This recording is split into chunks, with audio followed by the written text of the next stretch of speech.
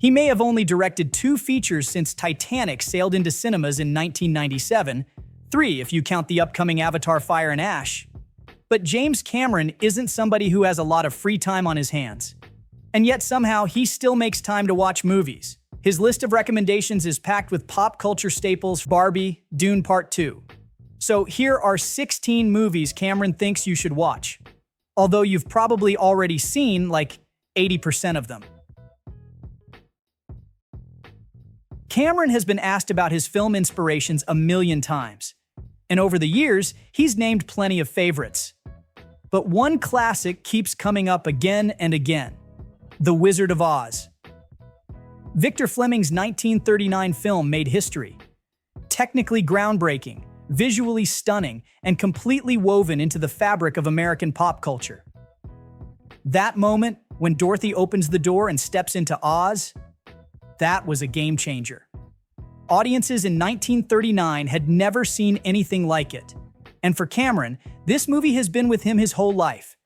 He first saw it on a black and white TV as a kid in the early 60s, and to this day, he still does family screenings of it. He says, "It's still as magical now as it ever was. Even with all his decades of filmmaking experience, the film still gets to him." And here's something interesting. Cameron says people always get the message of the movie wrong. Everyone thinks it's about "there's no place like home." But for him, the real message is about respect. It's about the people you meet on your journey, how you treat them, and how those connections help you get through anything. Even lions and tigers and bears.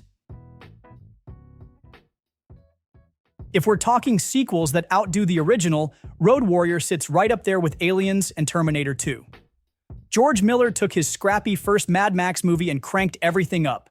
More action, more insanity, and a world that just feels brutal and lawless. Cameron's a huge fan of post-apocalyptic sci-fi, and when he sat down with Guillermo del Toro, he straight up called Road Warrior the gold standard. It was a direct influence on the Terminator, and you can actually see it.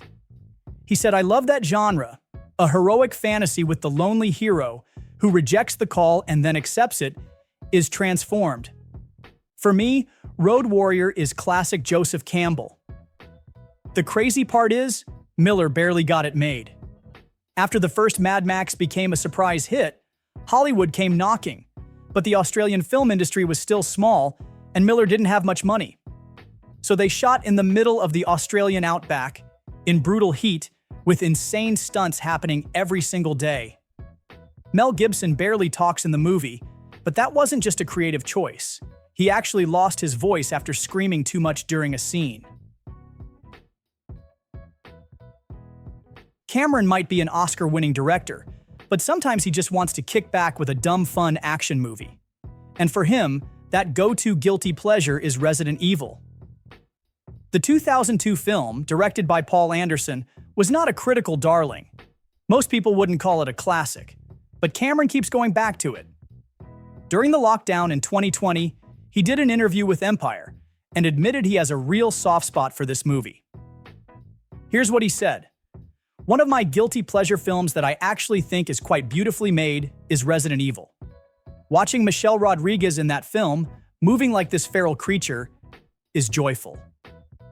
And of course, Michelle Rodriguez went on to star in Cameron's Avatar in 2009. The two built a solid relationship, and Cameron actually wanted to bring her character back for Avatar: The Way of Water, even though she died in the first one. But she shut that down real quick. She told Vanity Fair, "I came back in Resident Evil, I wasn't supposed to.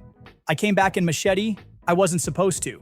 I came back with Letty in Fast and Furious, I wasn't supposed to. We can't do a 4th movie resurrection. That would be overkill." Cameron once said that the biggest audience reaction he ever saw in a theater wasn't from Alien, wasn't from Psycho. It was from a jump scare in Wait Until Dark. And if you've seen this movie, you know exactly which moment he's talking about. So this is a 1967 psychological horror film directed by Terrence Young, starring Audrey Hepburn and Alan Arkin. Hepburn plays a blind woman being terrorized in her own apartment, and Alan Arkin plays the absolute psychopath who torments her. And he is terrifying in this, Stephen King actually called this the scariest movie of all time, and he said Arkin's performance might be the greatest screen villain ever. And then there's that legendary moment James Cameron was talking about. The scene where Alan Arkin's character is presumed dead. He's down, the audience thinks it's over, and then, out of nowhere, he lunges out of the darkness and grabs Hepburn's ankle. Cameron saw this in a packed theater in Canada, and he said the entire audience lost their shit, slammed back in their seats and screamed like little girls, myself included. It was physical, involuntary, universal, and perfectly synchronized, and the first time I really understood the visceral power of cinema. So James Cameron loves Borat. Loves it. He once said that after 3 viewings, there's still one scene in the movie he hasn't actually seen, because every time he's laughing so hard he's got tears in his eyes. And he's not the only one. Borat was a phenomenon.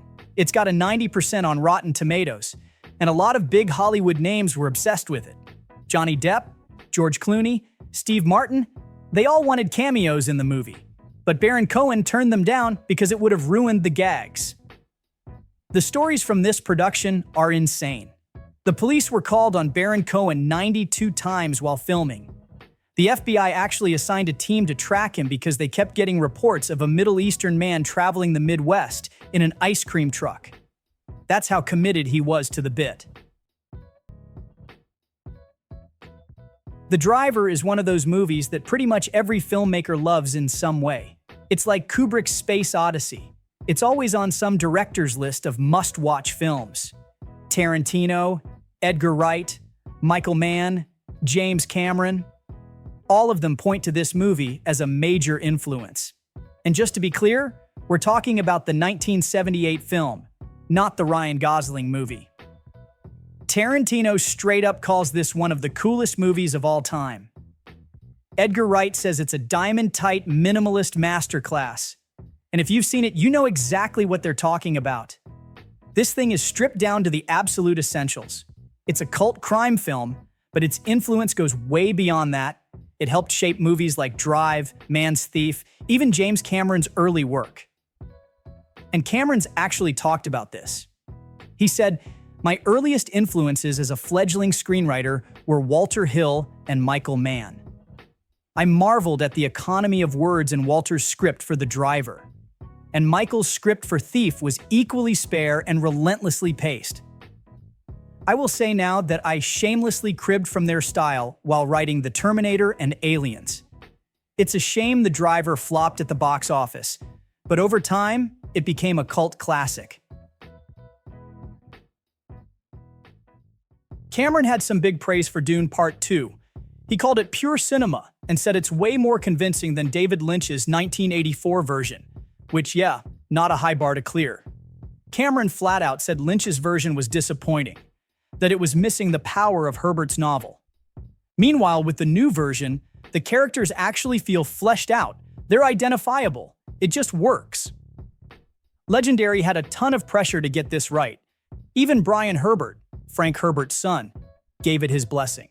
But of course, as soon as this new version was announced, people started bringing up Lynch's version. And look, Lynch's Dune is infamous. It's one of the biggest flops in Hollywood history. Even Lynch himself considers it his worst movie. He lost total creative control on that project. So much so that he actually asked the studio to take his name off it. They didn't. He was always bitter about the whole experience. A couple of years before he passed, Lynch made it clear he has zero interest in seeing the new version. He literally said, "I will never watch it, and I don't even want you to tell me about it, ever." So yeah, kinda crazy to think that Lynch never saw it, even with people like Cameron and Christopher Nolan calling it a masterpiece. In December 2023, Cameron sat down with Greta Gerwig for Variety's Directors on Directors series, and he did not hold back on the praise for Barbie. He called her take on the iconic doll risky and heartfelt, and he absolutely loved Ryan Gosling's performance as Ken, said it was incredibly brave. But the moment that really stood out to him was America Ferrera monologue. Cameron said that speech, where she lays out all the impossible expectations placed on women, just nailed it. He literally said, "You basically sum up thousands of years of the female dilemma in 1 minute. I don't think it's ever been done as succinctly and hit the mark so perfectly." That's a hell of a compliment coming from Cameron. Moving on to some classics. Back in 2017, Cameron did an interview with Fandor, where he named 5 of his all-time favorite films. And right there on the list was, of course, Taxi Driver. This is Scorsese's Palme d'Or winning, 4-time Oscar-nominated psychological thriller. Robert De Niro, Jodie Foster, Harvey Keitel. De Niro plays a struggling veteran whose mental state just unravels against the backdrop of a decaying New York City, leading to an explosion of violence. And of course, this is the movie that gave us one of the most iconic improvised lines in film history.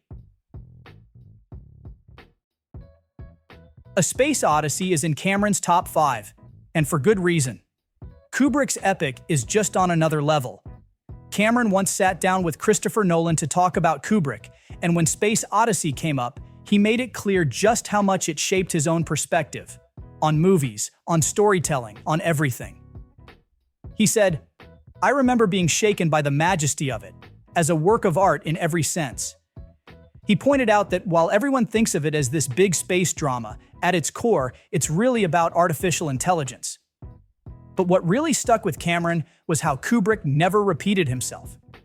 He said, "I remember going with a great sense of anticipation to each new Stanley Kubrick film and thinking, can he pull it off and amaze me again? And he always did. The lesson I learned from Kubrick was, never do the same thing twice." Ridley Scott's Alien being one of Cameron's favorite movies should shock absolutely no one. He literally made Aliens, the sequel that, in a lot of people's eyes, is just as good as, if not better than, the original. But Cameron's admiration for Scott's film goes way beyond that. In an interview, he straight up said, "Ridley did the first film, and he inspired an entire generation of filmmakers and science fiction fans with that one movie." He admitted he made Aliens as a fanboy. He wanted to honor Scott's film while still putting his own stamp on it. And as far as he's concerned, that's where his involvement in the franchise ends. After that, I don't take any responsibility. And here's the thing, Cameron is a massive Ridley Scott fan, no matter what. He said, "I will stand in line for any Ridley Scott movie, even a not-so-great one, because he is such an artist, he's such a filmmaker. I always learn from him." Cameron is a massive fan of Close Encounters of the Third Kind. And honestly, not a huge surprise. He even called it a kind of spiritual successor to A Space Odyssey. Cameron actually sat down with Spielberg for an AMC series, and he couldn't hold back his love for this movie.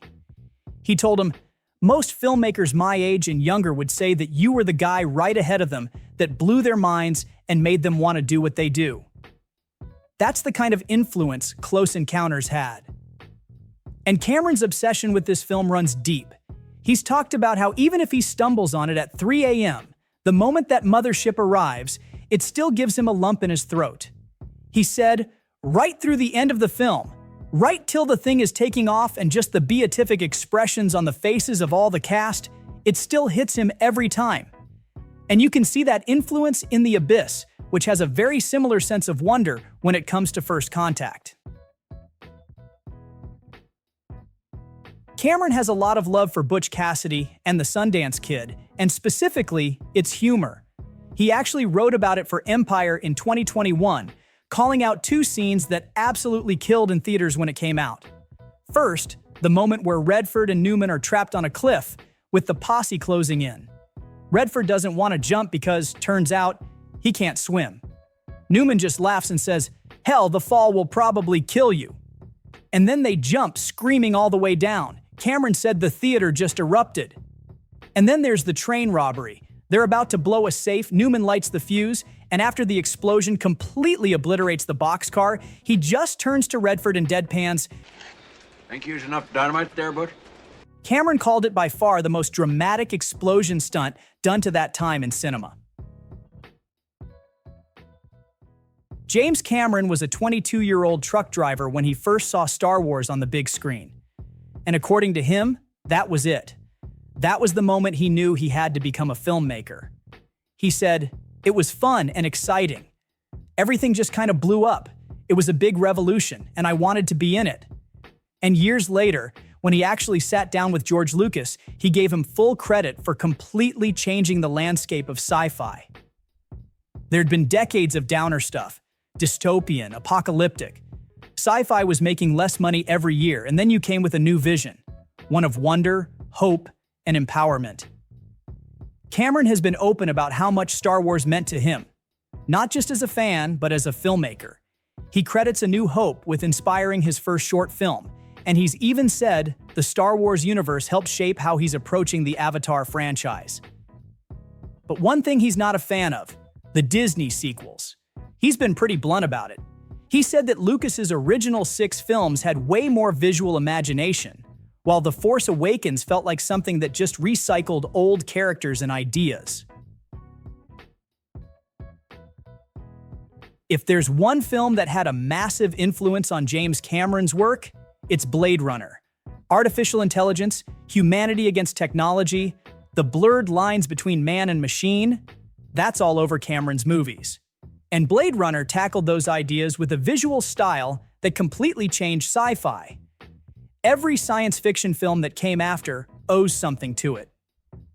Cameron actually got to tell Ridley Scott how much the movie meant to him during a conversation for AMC. He said, "Blade Runner was a formative film for me. It came out when I was writing Terminator. Here was this beautiful film. I don't think I aspired to be as artistic as you were on Blade Runner when I did Terminator, but it was definitely in my mind."